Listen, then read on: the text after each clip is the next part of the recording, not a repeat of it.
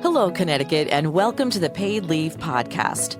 The title basically says it all. I'm Nancy Barrow, and I will be delving into this new state program and how it can help you and your family. This podcast will give you information you should know about Connecticut paid leave and maybe just a little bit more. Connecticut paid leave brings peace of mind to your home, family, and workplace. Welcome to the Paid Leave Podcast. Men's Health Month is in June, and only 60% of men visit the doctor annually, while 40% only go when something is seriously wrong. Men's Health Month is dedicated to raising awareness about preventable health problems among men and boys and encouraging them to seek early detection and treatment. Men's mental health is a critical issue with significant statistics highlighting the challenges they face, including higher rates of suicide and mental illness compared to women. 62% of Black men believe systemic racism contributes to their poor mental health. Discrimination based on race and ethnicity is a key factor in 41% of Black male suicide attempts. Black Men Grieve Different is a local support group that provides a safe, culturally affirming space for Black men to process grief, build connection, and heal together. And here to talk about grief and mental health is Amos, a licensed therapist, community builder, and ordained minister. He's from Haiti and is a lifelong advocate for healing, hope, transformation for patients with trauma, and speaks life into broken places. He considers himself a hope dealer, which I love. Also joining is Derrick Cranford, a community organizer, a lifelong chef. Derrick started the nonprofit organization for the community, by the community. He's always been involved in his community, and after Derrick's son passed away suddenly, he created the idea of Black Men Grieve Different. He was awarded a grant through the Greater Hartford Gives Foundation, which, of course, is formerly the Hartford Foundation of Public Giving. And the support group began hosting meetings this year. And a wonderful good friend of mine I've known for more than 20 years, big man from Hot 93.7 who lost his son PJ, who was 28 in May of 2023. Amos, Derrick, and big man, thank you so much for joining me on the Paid Leave Podcast. Thank you. Thank you for having us. So good to have you here and so important. And it's not an easy topic, but it's an important one. And I think that we really need to talk about it. So, Biggs, I'll start with you since I know you the best. Just tell me about PJ and how you even got through that horrible night in 2023. So PJ was like, he was just harmless, gentle soul. He was like a gentle giant. And as big as I am, he was bigger than me. And it's funny, you know, I'm looking up to my son because he was about 6'3". And he would light up the room anytime he walked in. You used to talk about him, huh? Yeah. Yeah, we used to talk about him. Yeah, and it was interesting. You know, I talk about it a lot, and sometimes it gets tough because, you know, when he passed, backstory. You know, I found out about my son when he was 9 years old, and so I jumped right into father mode. Some people will carry that anger or whatever, and I was just jumping into father mode, and I felt a lot of guilt because I'm like, for those first 9 years, yeah, I missed it. What was going on? Yeah. And so we really bonded over the years, got really close, and I mean, it was, you know, my crowning moment to see him walk that stage and graduate college, and for me, it was so tough because him growing up in Jersey and then him moving to DC to live once he graduated, you know, we still had to have that relationship from afar. And things really got close, you know, once he got into college and everything, we became super close. So for him to call me, he called me in the last week of April, almost like the end of April. And my birthday is in June. And he goes, you know what? I'm going to come up for your birthday. You know, I'm kind of the boss at my position. I work from home anyway, so I'm just going to buy a one-way ticket. I'm going to come and stay with you for your birthday, and I'll decide when I'm coming back. Come on.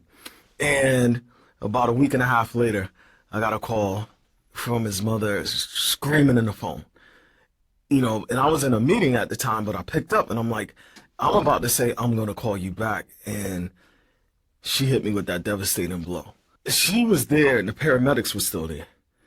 And so as I couldn't get any words out. Yeah. You know, and it was, I didn't know how I could make it. And I'll be honest with you, you know, one of the people who checked on me a lot was Derrick. And to have the same situation or similar situation happen to him, just a few months later, it's tough. It's tough. Yeah. You know, because I've always been kind of private. You know, I've had conversations with you here and there, but I've always been contained to myself. A lot of people, and that was one of those things. You don't let people see you cry. You don't let people see that you always have this stern. And that broke me in a way that I never thought I could be broken. And, you know, I thank this brother because he would hit me up from time to time. Yo, E, you good? And yeah, because you've been friends forever, right? And Friends forever. I was like, I'm all right, you know, I'm all right. And then when it happened to him, I was like, and I tell him all the time, he's way more transparent on social media than I am. Derrick will put it out there and say, I'm having a bad day. Me, I get in the corner with it. Yeah. But I've opened up more because I'll tell him, man, this was a tough day. This was a tough day. And you did it kind of publicly, though. I mean, being on the radio, that was like an added layer for you. It was. You know. It was. But the dynamic to that, and I told Derrick about this, you know, I was in a position where when I crack that mic, I have to act like everything is like sunny days and roses. And, you know, I've suffered some crazy losses being on the air and having to go on the air like nothing is wrong. Right. And so it makes you build that wall, but you don't realize how much it's really tearing you down inside. Yeah. So it's Derrick, when you heard about Big Man, what was your response? Like, Initially, I didn't know what to say to him.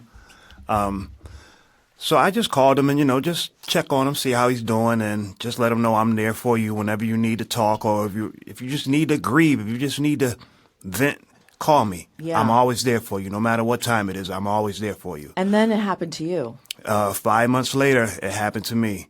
It was a Friday night. I'll never forget that day. Me and my wife were on our way to bed 11:30 at night, and she heard a funny noise in the kitchen. And I was like, well, it's probably DJ, my son DJ, Derrick Jr.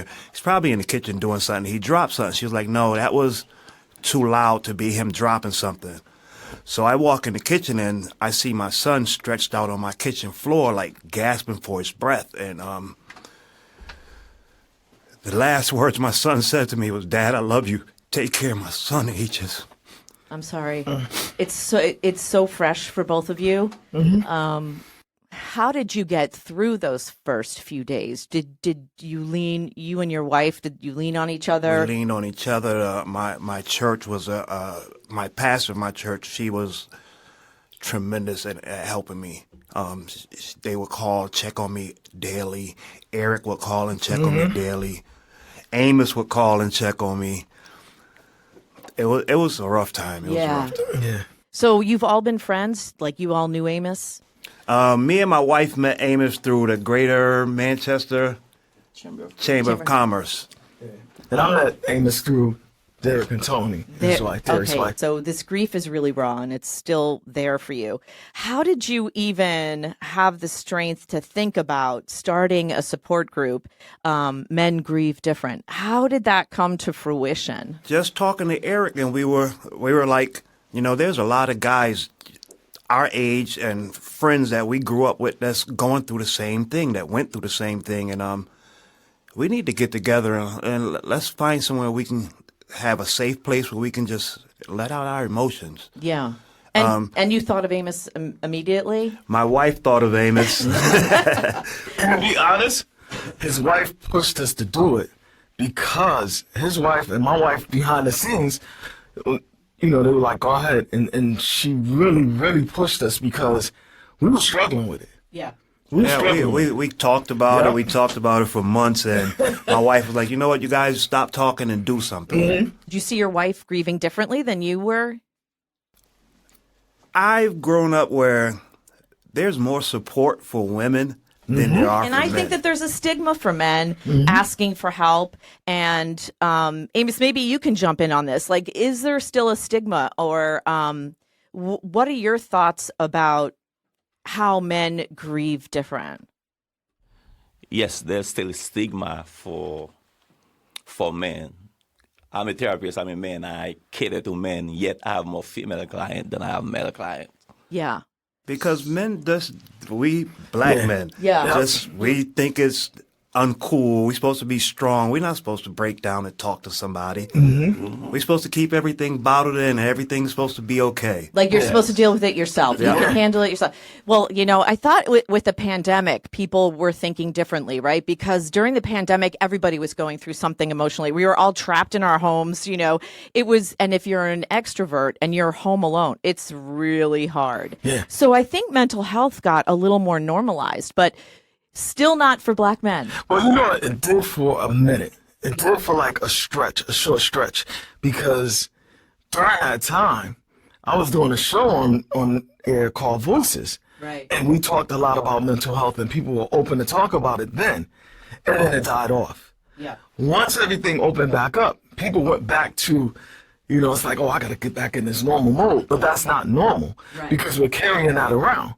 And I don't know, and it's probably the same, because Derrick is more of a firecracker than me. Yeah.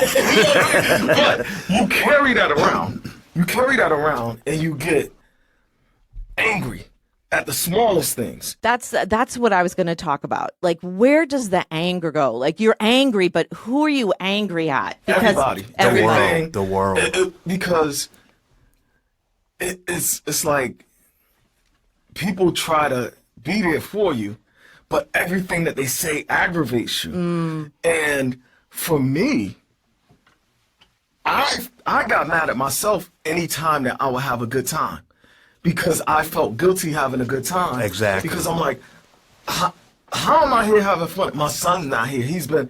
I felt like he was robbed of that. So I felt like I should be miserable every day. And I found a way to repurpose it and say, I'm going to do things that would make him smile, because I feel like he's looking at what I'm doing still. But it's still tough. That's like a beautiful way to look at it. I don't know if a lot of people can look at it that way. Amos, how do you tell men how to process the anger? Because there's stages of grief, right? There's obviously stages of grief. So how do you tell people, like, this anger, how do you turn it into something positive, like Big Man did? So if we look at grief, right, a lot of people don't understand grief. Grief is human. Yeah. It's expressed and understood by culture, history, and lived experience. And for black men, that's why it's hard for us, because we've been conditioned not to express our emotion. Right. So we be strong, don't cry, take care of it. So women have been given the permission to express themselves. Yeah, we do. In our men, and us, we suffer in silence. It's not because the pain is less. A lot of times people think our pain is less. It's not less. It's less expressive. We turn it inward. A lot of time, most people try to push it away. We don't want to push it away. It's impossible to push it away. It is. We have to move it. We need to repurpose it, redirect it. It's a love that's looking for direction. It is, right? Because we hurt because we love. Because that's why when you lose somebody, the closer that person is to you, the more hurt you are. Yeah, so I always think that grief is love with no place to go. Just to go. So now we need to find a place for that love to go. That's interesting. And so how has the support group helped you? Because you've already started. You've started these groups. Yeah. And you've had meetings. And are more people going to the meetings? Are you finding that you're getting more people involved and they're finding out about it, and so you're getting more people to go? We're getting people to come out. I feel like, and just the amount of people who we know who've gone through losses, we feel like there should be more. And it's not even a judgmental thing, because they're in a place where we used to be. So it's kind of understood, but at the same time, it's a bit frustrating, because we see where, over the weeks, the people who've come over and over and over again, you've seen that growth and development and the comfort level of opening up.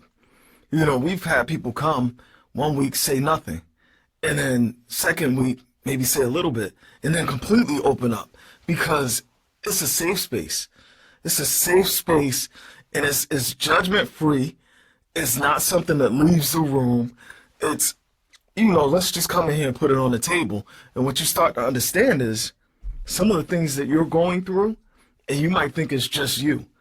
Some of your tendencies, some of your ways that you do, other people are using those same types of things. And so it creates a bonding situation, and it may eventually create a buddy system. Because a lot of times we carry grief in our bodies because sometimes we try to intellectualize it, Yeah. but the body will remember what the mind is trying to forget. Oh, it's so interesting. That's really interesting because it does just settle into you, right? Settle It into does you. just.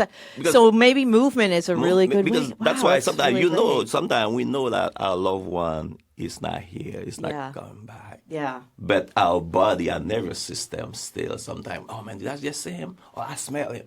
But intellectually we know it. Yeah. It's not there, but the body remembers, the body carries it. Yeah. That's really interesting. You know what? Maybe because I always felt like, I just got to keep myself busy, keep myself busy. So, you witnessed this kind of close up, and I always talk about this when I lost my father. He was in the hospital for 5 weeks, and during that time, I was going every morning before I would go drop my daughters off at school, go check on him, and then go to the radio station. And so I remember this, and it's funny because I talked about it with Brittany J was on the air with me at the time. She was an intern for me.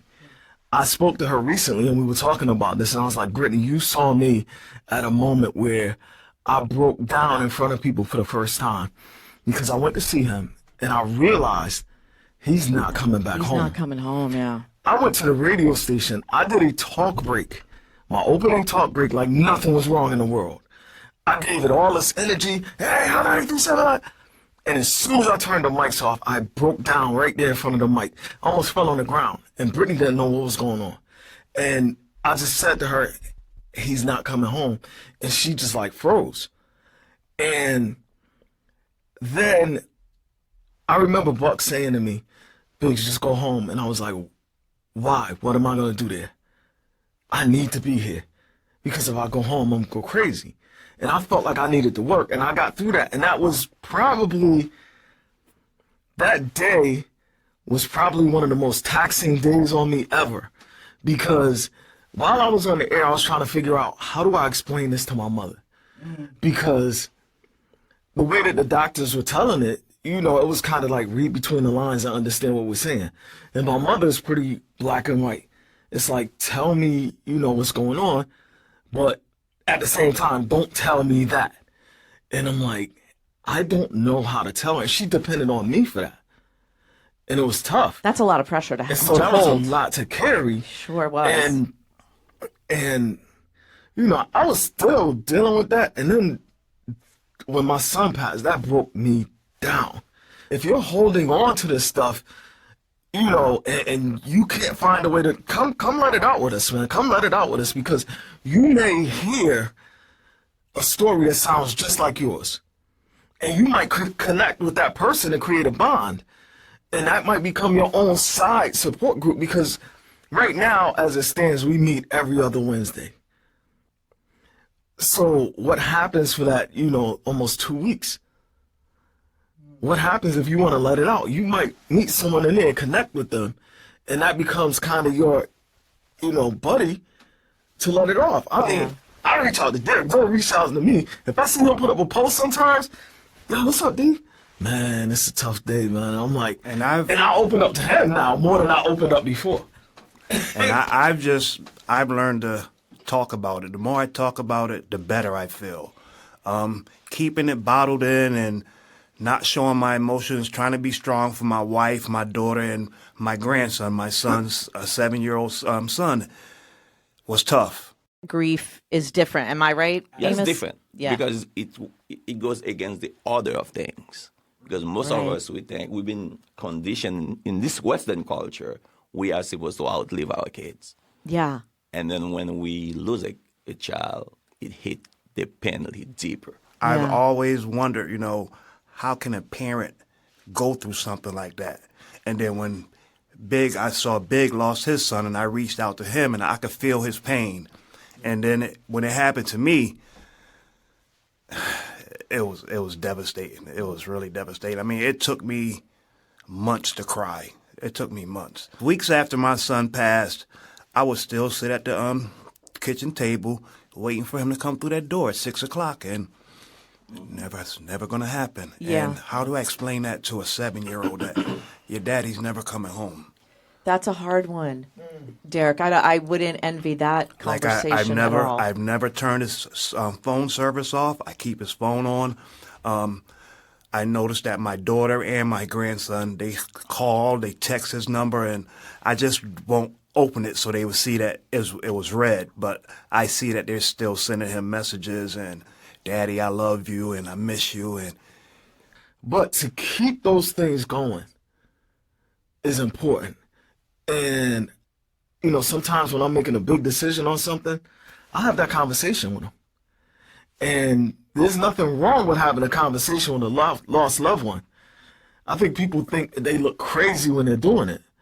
But to say that that person's your guardian angel, then have that conversation. I mean, you might not hear a voice back. They may come to you in your dreams. I know I thought I was going crazy when my father passed because he came to my dreams a lot. And it felt so real, I would wake up screaming. It felt real. I've had times where I'll think about something and I'll close my eyes and I can see my son laughing or smiling or something. And those moments, that's like the validation. And, I feel like Derrick taking on that role as that father figure, to me, that's more than anything. That's more of honoring your son than anything else, because he asked you to do that. And His last that's words. how I honor him. He asked me to take care of his son, and that's what I do. Did you take any time off to deal with the grief and the mental health? I took 0 time off. The most time I took, I was probably off work for about 3 days, and I just had to get out of that house. Being in that house just made me miserable because I worked right there in my office, and my office was right around the corner from where my son passed away. And just sitting there at my desk and turning around, looking at that last spot where I saw my son, it was just driving me crazy. So I had to go back to work. I started working back to cooking. People keep working because the expectation, I'm the man. People depend on him, on me. I have to show up for people. So a lot of men, we postpone our grief. You postpone it. That's what we do because I gotta be there. I gotta do that. I can't be down. I don't have time for this. We postpone Right, it, but it's right. still there Yeah. until one day. Yeah. I did. I took a couple weeks, and I was scared. I was scared because instantly I started thinking, how am I gonna project like a happy person? And I don't want to go on the air and be miserable. So I was kind of running from it because I'm like, if I go on the air and I don't sound like myself, then people are gonna call and be like, are you okay? Are you okay? And like you said, I don't want to answer that question. Yeah. But then at the same time, if I'm too happy, then how can you be this happy? So I was struggling with that. I was really struggling to go back. And then I found myself some days just sitting in a dark room, and I was like, I got to get out of here. And I really forced myself to go back. And it was the first couple of weeks were tough because every day that I got off, I would just sit in the car and cry. Yes, it's super, super important to ask for help, especially if you feel stuck in your grief, right? And that's why it's important for us to normalize mental health, to let people know. Even if you don't want to go to a professional, you can find support group, find brotherhood or a sisterhood, something where you can, people you trust who can help you, who can be there with you. Yeah. So when we are hurting, we tend to isolate ourselves. Isolation is not good for us when we're in that state. This is the Paid Leave podcast, so I just want to bring in Connecticut Paid Leave, because if you went to a mental health professional and they said, listen, you need to take some time off of work. Yes. You need to deal with this and just take some time for yourself. You'd get income replacement up to 12 weeks, and FMLA will give you your job back. But Yes. Connecticut Paid Leave would give you, money, so you don't worry about paying the mortgage, paying your bills. Like, the last thing you should be thinking about when you're going through a tragedy like both of you did is thinking about, how am I going to pay my bills? And I can't go back to work. Like, it's really hard to do And that. what you just said, most people don't know that. Right. Most people don't know. And this is the thing. We've done not a good job talking about death, grief in this culture. Because a lot of people don't know. That's why most of us don't have life insurance. Most of us don't want to even think about it. Yeah. And City Pay Leave will Yeah. pay you. I knew about it at Yeah. the time, but the thing is, I didn't want to go back home. And so I was like, nah, I don't want to take the time off. I felt genuinely I'll work through all of that. This will give me something to do, because maybe it'll take my head off of what's going on around me. I looked at that as my safe space going to work. Yeah. Because if I'm alone with my thoughts, I thought I was going to go crazy. And, because I had anger and I had nowhere to put it. What advice would you give someone who has just lost a child? What advice would you give someone, Amos? Would you tell them, hey, take time for yourself? Take time for yourself. Take time for yourself. Take time for yourself. Take time for yourself. Right. Use Connecticut Paid Leave and take Yes, time for take yourself. time for yourself. And I'll tell people, don't wait until you lose somebody to have a relationship with a therapist. Yeah. A lot of times I tell people, you don't have to go to therapy every week. You can go once a month. You can go once. I got a client I say once every 2 months. I do that once a month. Maintenance, Yeah. right? So when something does happen, you already have that relationship. It's easier to get that city pay leave, because if you just call a therapist on the first week, on the first day, they don't know you well enough. They're not gonna give you those paperwork you need. Yeah. They need to wait a few weeks to establish that relationship with you, to assess your situation. Yeah. But if you already have a relationship with that therapist, Yeah. it's easier to get Yeah. the documentation you need. I think that's important. Do you guys look back and wish you had time off and maybe had taken advantage of Connecticut Paid Leave? I if I knew about it, I think I would have took advantage of it. Yeah. But I didn't know about it. What would you like people to walk away from this podcast? When you're going through something, reach out to somebody. Don't keep it bottled in. Don't keep it bottled in. Keeping it bottled in can cause major damage to you or whoever you decide to release that anger out on. And that's where I was going. That's where I was headed. And this support group taught me how to just express my emotions in a better way. That's beautiful. And for me, the group is important because it keeps the memories alive. Because grief is softened when memory is alive, not avoided.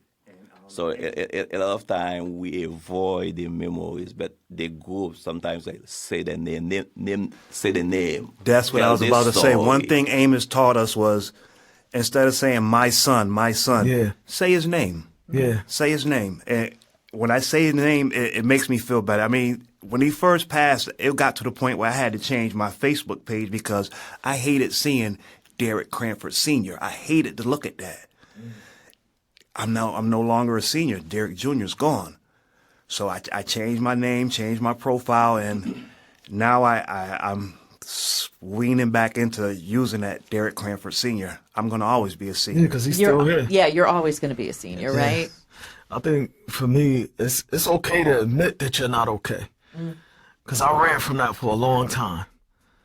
Anytime somebody asks me, no, I'm fine, I'm okay. It's okay to admit that you're not okay. And there's nothing wrong with, living in your emotions. There's nothing wrong with it. Stop running away from it, because that's creating more trauma. So it's okay to not be okay. And learn how to name your emotions. Right? For men, a lot of us don't know how we're feeling. We know we're feeling something, but we can't even name it. Women are better at naming their emotion than we. And the first step to taking care of it is to know, what is it am I feeling? Sometimes doing an emotional self-check. What am I feeling right now? Where am I feeling that in my body? Is it a wave or is it something deeper?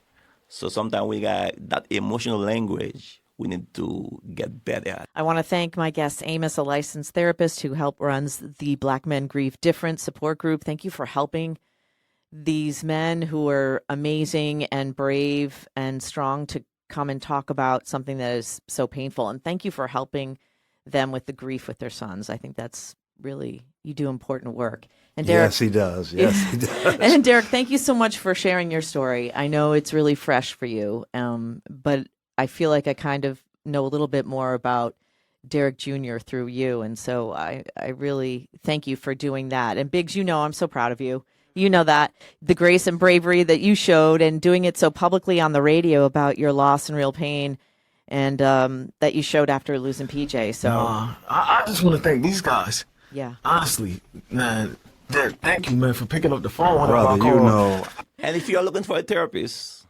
reach out to me. Yes. If I can help you, I'll find somebody who can. Amos, do you have an email that people can email you I at? have a website people can go to. Okay. So it's lyscounseling.com. Okay. It's my last name. liftyourspiritcounseling.com. Okay. So people Beautiful. can reach out to me.